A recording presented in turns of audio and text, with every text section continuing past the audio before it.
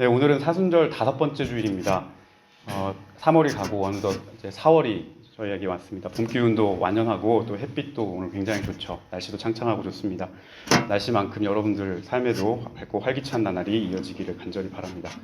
육체적으로 이렇게 안정이 되고 기분이 좋아지면 가끔 영적으로 좀 흐트릴 때가 있는데, 이런 기간에 영적으로 흔들리지 않도록 여러분들의 기도 생활과 말씀 생활 그리고 묵상을 게을리하지 않으시기를 또한 목회자 입장에서 권면을 드립니다.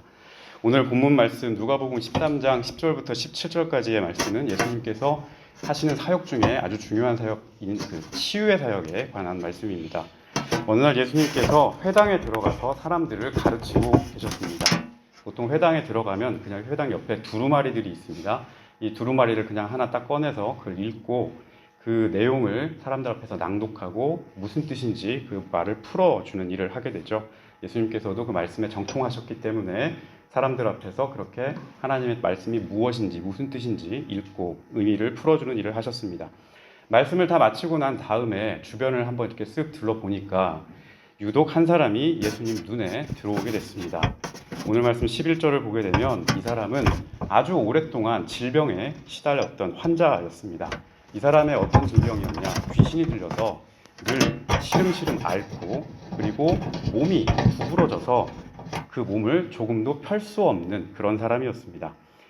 이런 질병에 걸려서 살았던 생활이 무려 18회 동안 이어졌다고 성경은 말씀합니다. 우리가 보통 속담에 10년이면 강산도 변한다 그런 말이 있습니다.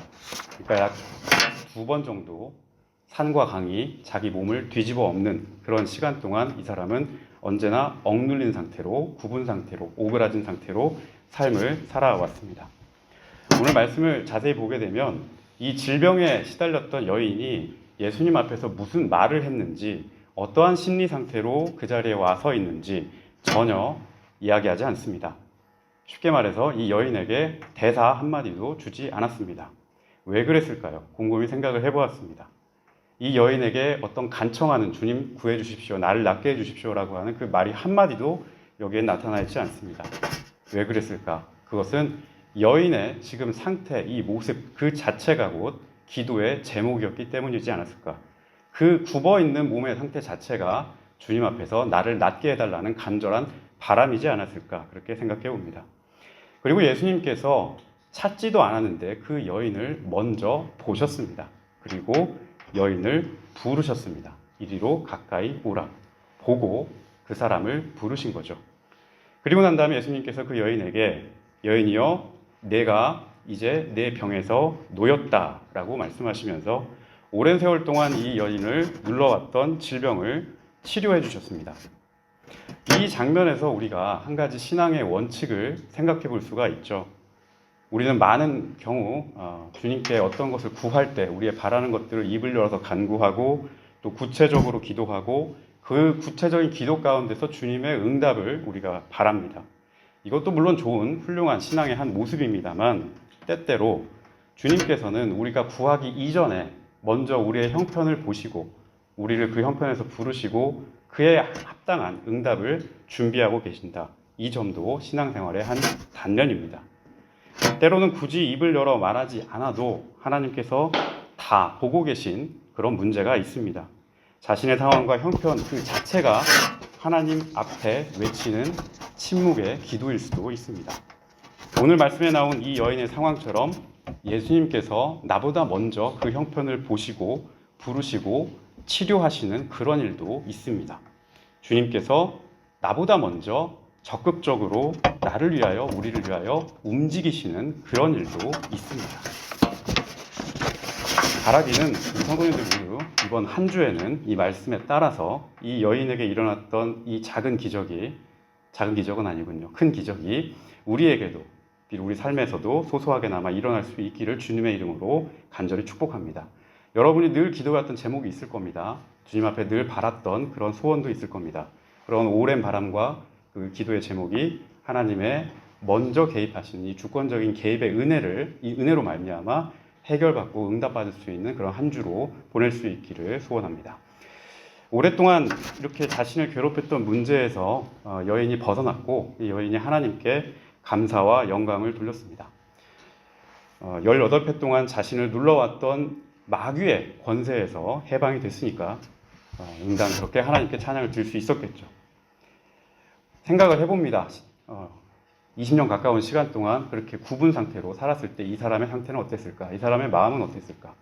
몸을 제대로 가누지 못해서 일단 생활이 불편했을 겁니다. 그리고 어그러지고 추한 자신의 모습을 바라보면서 자존감도 무너졌을 겁니다. 그 주변에서는 병에 걸리면 그래 하나님께 벌 받아서 저렇게 질병에 걸렸다라고 얘기를 하기 때문에 사람들이 수군대는 그런 모습도 보였겠죠. 사회의 어떤 그런 통념도 자기를 압박하는 그런 무게였을 겁니다. 사람들의 시선이라든지 여러 가지 것들로 인해서 그 육체가 불편한 것뿐만 아니라 그 영혼까지도 심령까지도 눌려서 살았던, 정말로 마귀의 권세에 눌려서 살았던 그 지난 세월이었을 겁니다. 이 세월을 예수님의 권능의 손으로 말미암아 모두 다 떨쳐버리고 자유케 됐다, 모두 다 사라졌다라고 하는 의미입니다. 성도 여러분도 여러분 자체를 억누르는 여러 가지 권세가 있을 겁니다. 우리를 자꾸 구부러뜨리게 하는 그런 위에서 누르는 마귀의 권세가 우리에게 있을 겁니다. 우리의 영적인 것들을 오그러뜨리게 만들고 우리의 심령을 곧게 서지 못하게 하고 고든 마음으로 고든 태도로 하나님을 바라보지 못하게 하는 많은 것들이 여러분들을 누르고 있을 겁니다. 그것이 무엇입니까? 불신입니까? 의심입니까? 아니면 낭망입니까? 여러분 속에 잠재되어 있는 어떤 분노입니까? 또 추구하지 말아야 될 어떤 욕망입니까? 질투입니까? 시기입니까? 또 어떤 미움입니까? 여러 가지 것들로 인해서 하나님 앞에 바로 서지 못하게 하는 것들, 나를 구부러뜨리는 이 권세를 오늘 이 시간 하나님을 바라보고 예수님의 권능의 손으로 다 물리칠 수 있고 치유받을 수 있는 그런 역사의 시간이 될 수 있기를 바랍니다. 여기까지만 우리가 이제 말씀을 들으면 해피엔딩으로 잘 끝나고 예수님께서 잘 치유하고 우리도 그렇게 치유하기를 바랍니다 라고 소원하고 말씀이 끝날 수가 있습니다. 그런데 오늘 본문 말씀을 보게 되면 이 치유 사건으로 인해서 한 가지 문제가 더 발생하게 됩니다. 아픈 사람을 치료하는 일은 예수님의 중요한 사역이었습니다. 그런데 이 치료 때문에 문제가 터진 것이 아니라 그 치료한 날 때문에 문제가 터졌습니다. 왜냐하면 그날이 안식일이었기 때문입니다. 이스라엘 백성이 철칙으로 지켜야 하는 율법이 있죠. 이 율법에 따르면 안식일에는 어떠한 일도 할 수가 없습니다. 안식일에 유대 법을 보면은 심리 이상 200m인가요? 하여튼 2000m인가? 하여튼 그 이상 가지를 못합니다. 걸을 수가 없어요. 2km 이상 걸으면 안 되고, 그리고 옛날 예수님께서 제자들이 밀밭 사이를 거닐다가 안식일에 일을 했다 해가지고 예수님이 지적을 받았는데, 그것도 뭐냐면 밀밭 사이를 이렇게 헤치고 다니는 건 일이 아닌데 밀 이삭을 따가지고 그냥 또 일이 아니에요. 이삭을 따는 것까지는 일이 아닌데 이걸 비벼가지고 그 이삭을 먹으면 그게 일이 되는 거예요. 이거 타작을 했기 때문에 노동이 되는 겁니다. 뭐 이런 식으로 이스라엘 사람들은 안식일을 아주 철저하게 지켰습니다. 그런데 밀 이삭을 비벼서 먹는 것도 일이 되는데 병든 사람을 고치는 의술 활동을 하게 됐다. 이거는 명백하게 일을 하게 된 거라 안식일법을 위반한 겁니다. 구약 성경에 보면 출애굽기와 신명기에 10계명이 나옵니다. 이 10계명의 네 번째 계명이 안식일을 기억하여 그날을 거룩하게 하라라고 말씀합니다. 엿새 동안에는 너희가 열심히 일을 하고 일곱째 날인 안식일에는 일하지 말고 모두 쉬라라고 하는 명령입니다. 이게 율법에 10계명에 나와 있습니다. 이 계명의 형식과 틀만 놓고 보면 예수님께서는 분명히 하나님께서 말씀하신 안식일법을 어기셨습니다. 법을 위반하신 겁니다. 그래서 이 모습을 보고 회당에 있는 회당장도 예수님께 화를 냅니다. 분을 내면서 예수님께 나왔죠. 14절에 보면 회당장이 예수께서 안식일에 병 고치는 모습을 보고 분을 내면서 이렇게 말을 합니다. 아니 엿새 동안 충분히 얼마든지 이 사람을 고칠 수 있는데 왜 하필 당신은 율법을 어겨가면서 안식일에 이 일을 하느냐라고 그렇게 묻는 겁니다. 회당장이 예수님께 이렇게 말을 하면서 예수님께 얘기함과 동시에 누구에게 또 다시 얘기를 하느냐면 14절 말씀을 보게 되면 무리를 향해서 이 말을 하게 됩니다. 무리에게, 예수님께 이렇게 얘기하면서 여기 있는 무리들에게 그렇게 얘기를 하게 됩니다. 이 무리가 과연 누구였을까요? 이 회당장이 지금 자기의 말을 하는 대상이 무리들이 누구였을까? 이 사람들이 15절에 보게 되면 예수님께서 지적하는 사람들로 나타나게 되죠. 15절을 보게 되면 예수님께서 답을 하게 되시는데 회당장을 비롯해서 그 무리들, 그 일파들에게 답을 하십니다. 무엇라고 이 사람들을 지칭하시느냐? 외식하는 자들이라고 말씀하세요. 외식하는 자들, 바꿔 말하면 위선자들입니다. 회당장과 그 옆에 회당장의 편을 들어줄 수 있는 그 무리들을 다 묶어서 예수님께서 너희들은 외식하는 자들이다, 위선자들이다 라고 그렇게 말씀하는 겁니다. 예수께서 이 사람이 안식일법을 어겼다, 회당장은 그렇게 마음속에 마음을 품고 있었던 거죠. 예수께서 안식일법을 어겼다, 이 사람 잘못됐다, 내가 옳다, 내가 법을 더 잘한다, 다 잘 지킨다 라고 그렇게 자기의 의의를 사람들 앞에 드러내고 싶었던 거죠. 이런 위선으로 똘똘 뭉쳐있는 사람에게 예수님께서는 외식하는 사람이라고 그렇게 말씀하십니다. 착한 척하는 사람이죠. 그리고 바른 척하는 사람이죠. 자기의 가지고 있는 본래의 어떤 그 본 얼굴을 감추고 만들어진 인격으로 가면을 쓰고 나타나는 사람이죠. 본심을 감추고 살아가는 사람들이죠. 율법의 형식과 틀만 앞세우면서 그 율법에 담겨져 있는 진짜 하나님의 마음이 무엇인지에 별 관심이 없는 사람들입니다. 이런 사람들, 하나님 마음을 지워버린 사람들, 왜 우리에게 법을 주셨는지 그 주님의 마음을 이해하려고도 하지 않고 그것을 추구하려고도 하지 않는 사람들, 지워버린 사람들, 이 사람들이라고 예수님께서 단호하게 말씀하십니다. 제가 과거에도 몇 차례 성도님들께 말씀을 드렸습니다만, 우리가 보통 성경에서 율법과 복음 혹은 율법과 믿음, 또 바리새적인 율법과 십자가의 복음 이렇게 대조를 하면서 얘기를 하기 때문에 흔히 율법 그렇게 듣게 되면 우리가 되게 부정적인 생각부터 하는 경우가 많습니다. 그런데 율법은 우리를 통제하고 억압하기 위해서 만든 하나님의 어떤 장난감이나 도구가 아닙니다. 우리에게 법을 주신 이유는 하나님께서 우리를 사랑하셔서 하나님 백성으로 살으라라고 한 그 마음을 담아서 나름대로의 어떤 한계를 지어주신 겁니다. 거기에는 이스라엘 백성, 더 구체적으로 말해서 하나님께서 만드신 피조 생명체에 대한 하나님의 사랑의 마음이 거기에 담겨져 있습니다. 법을 연구하는 사람들과 율법을 탐구하는 사람들은 이 마음을 끄집어내서 그것을 백성들에게 가르쳤어야 했던 겁니다.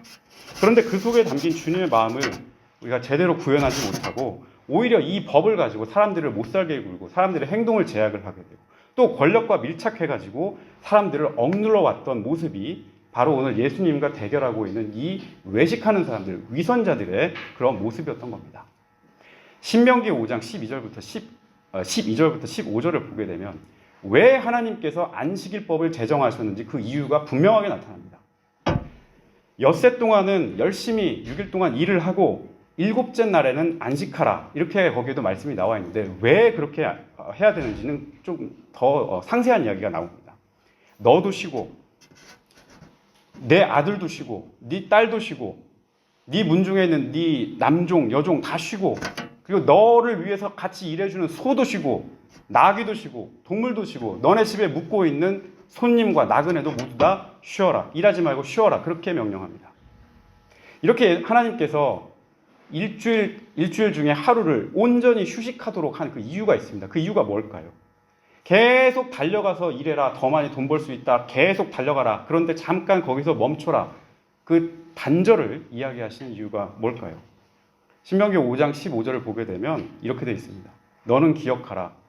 내가 애굽 땅에서 종 되었더니 내 하나님 여호와가 강한 손과 편 팔로 거기서 너를 인도하여 내었나니 그러므로 내 하나님 여호와가 내게 명령하여 안식일을 지키라 하느니라.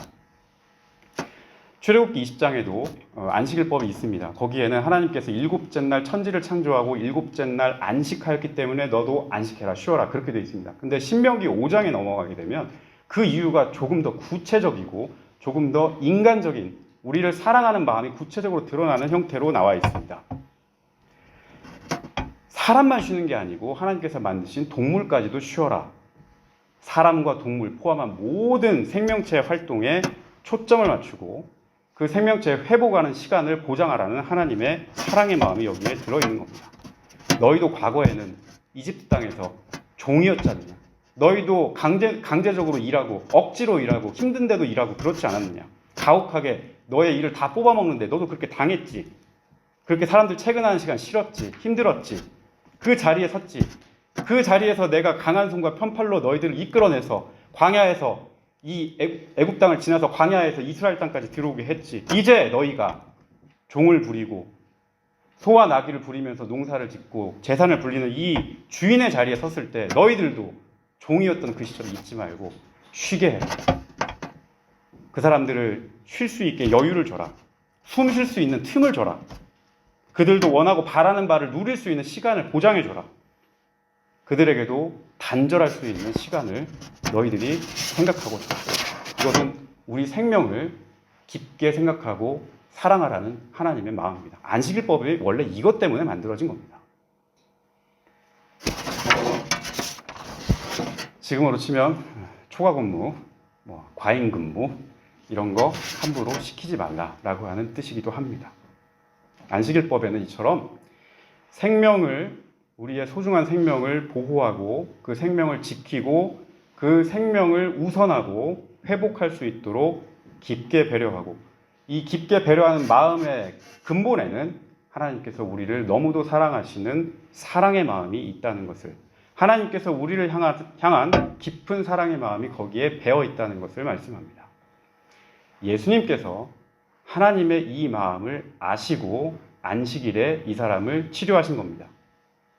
예수님께서 하나님의 이 마음을 담아서 비록 법적으로나 형식적으로는 안식일법을 위반할 수 있지만 오히려 이 여인의 질병을 치유하심으로 이 여인에게 당장 새 생명을 허락하시고 새로운 삶을 살 수 있는 길을 열어주셨던 겁니다. 안식일에 담겨있는 진짜 뜻이 무엇인지를 주님께서 몸소 보여주시고 그리고 그 율법을 그렇게 완성하셨던 겁니다. 마태복음 5장 17절에 보게 되면 예수님께서 이렇게 말씀하시죠. 내가 율법을 폐하러 온 게 아니다. 율법을 폐하러 온 것이 아니라 온전케 하러 왔다. 그렇게 말씀하셨어요. 율법 안에 담겨져 있는 하나님의 그 사랑을 이렇게 행하심으로 인해서 율법의 원래 뜻을 온전하게 완성하셨다는 겁니다. 형식만 강조하고 법 조항만 강조하는 이 껍데기 법보다 그 법 안에 담겨져 있는 진짜 뜻을 살려서 그것을 행할 수 있는 힘, 그 힘은 어디에서 나옵니까? 그 힘은 바로 사랑에서 나옵니다. 사랑의 힘이 법적 구속력보다 더 강력합니다. 사랑의 치유가 율법의 냉정함보다 더 중요합니다. 오늘 말씀을 가만히 들여다보면 이 회당장과 예수님, 이 두 분을 놓고 그 사이에 이 20년 가까이 질병에 시달렸던 여인, 그 사이에 놓고 회당장과 예수님이 이렇게 양쪽에 있는 모습을 한번 그려볼 수가 있습니다. 회당장이 여인을 어떻게 대하는지, 그리고 예수님이 이 여인을 어떻게 대하는지 선명하게 대조되는 것을 볼 수가 있습니다. 14절 말씀을 보게 되면 이 회당장은 안식일법을 예수님께 얘기를 하면서 이렇게 따져 묻죠. 야, 일할 날이 엿새나 되는데 그동안에 와서 고치면 되지 않냐고요. 너가 일할 날이 엿새 정도나 되는데 그 사이에 고치면 되지 않냐. 지금 당장 고칠 필요가 뭐가 있냐. 내일 고쳐도 되고 모레 고쳐도 되고 한 주 뒤에 고쳐도 되고 언제든 고치면 되는 거 아니냐라고 이 말씀을 지금 하는 겁니다. 지금 이 회당장의 여인을 어떻게 바라보고 있습니까? 고쳐야 될 대상으로 보고 있는 겁니다. 고쳐야 될 대상, 치료해야 될 대상, 내가 일해야 될 대상, 상대, 목회자로 치면 사역할 대상으로 보고 있는 겁니다. 그런데 예수님은 이 여인을 그렇게 바라보지 않으셨습니다. 16절 말씀, 여러분 졸리시니까 한번 같이 한번 읽어볼게요. 16절 말씀 시작. 그러면 18배 동안 사탄에게 매임받은 이 아브라함의 딸을 안식일에 매임해서 푸는 것이 합당하다. 자, 잘 읽어보시면 예수님께서 지금 이 여인에게 뭐라고 말씀하셨습니까? 예수님께서 회당장처럼 이 여인을 사역의 대상이나 치료의 대상이나 어떤 사물처럼 대상처럼 그렇게 보고 있지 않고요. 아브라함의 딸이라고 그렇게 칭해 주셨습니다. 아브라함의 딸이라는 것은 아비와 자녀의 관계를 말하는 겁니다. 예수님께서는 이 여인을 지금 관계로 보고 계시고요. 그 다음에 구체적인 인격체로 바라보고 계십니다. 회당장은 그냥 율법을 잘 지키냐 지키지 않느냐, 그 율법의 틀 안에 들어가느냐 마느냐 어떤 그런 형식의 대상으로, 율법의 기능의 한 부분으로 이 여인을 바라보았지만 예수님께서는 믿음의 가족이요, 믿음의 식구요, 내 자녀요, 자식이요, 피부치와 같은 그 인격의 관계로 이 여인을 바라보고 계셨던 겁니다. 사람보다 율법에 우위를 더 두고 생명을 율법의 한 대상으로 바라보는 회당장의 시각과 예수님의 시각이 전혀 다르다는 것을 우리가 확인할 수 있습니다. 누구와도 바꿀 수 없는 생명, 이 소중한 생명을 주님께서는 날과 상관없이 그 자체로 바라보시고 사랑의 마음으로 바라보시고 그 모습 그대로 바로 응답하시고 해결해 주시는 사랑의 주님임을 우리가 볼 수가 있습니다. 우리는 바로 이러한 예수님을 우리의 주님으로 고백하고 믿습니다. 우리가 믿는 예수님은 사랑의 예수님, 우리를 용납하시는 예수님, 우리를 먼저 찾아와 주셔서 우리에게 먼저 말을 걸어주시는 그런 예수님입니다. 우리를 어떤 수단으로 취급하지 않으시고 어떤 대상으로 우리를 바라보지 않으시고 우리를 자녀로 대하고 인격으로 대하는 그런 사랑의 예수님을 우리는 우리의 주님으로 고백합니다. 사순절 기간에 이러한 예수님을 만날 수 있기를 다시 한번 부탁드립니다. 오늘 말씀을 통해서 우리가 한번 다시 생각해 봤으면 합니다. 지금 주님은 우리를 계속 부르고 계십니다. 지금 주님은 우리의 문제에 어떻게 반응하실까?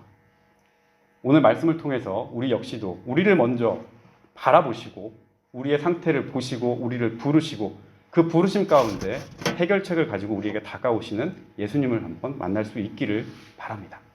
우리의 모습이 어떠하든지 우리의 형편이 어떠하든지 주님께서 이미 그 상황을 다 아시고 우리를 보고 계심 또한 여러분 잊지 않으시기를 바랍니다. 혹자는 권세에 눌려서 오늘 이 구분 여인과 같이 삶 자체가 이렇게 눌려있는 그런 삶을 사는 사람도 있을지 모르겠습니다. 그런 구분 상황에서 꼿꼿이 피고 싶어도 내 힘으로 피지 못하는 그런 상황이 있다 하더라도 주님께서 만지심으로 찾아오심으로 그 상황을 이길 수 있는, 그리고 나를 아브라함의 딸로 아브라함의 자식으로 아들로 여기는 그 깊은 사랑의 마음으로 다가오셔서 우리를 치유하시는 그 예수님을 다시 한번 찾고 만날 수 있기를 주님의 이름으로 진심으로 부탁을 드립니다. 한 주간의 생활이 주님의 치유와 주님의 능력으로 여러분 삶이 더욱더 풍성할 수 있기를 주님의 이름으로 부탁을 드리겠습니다.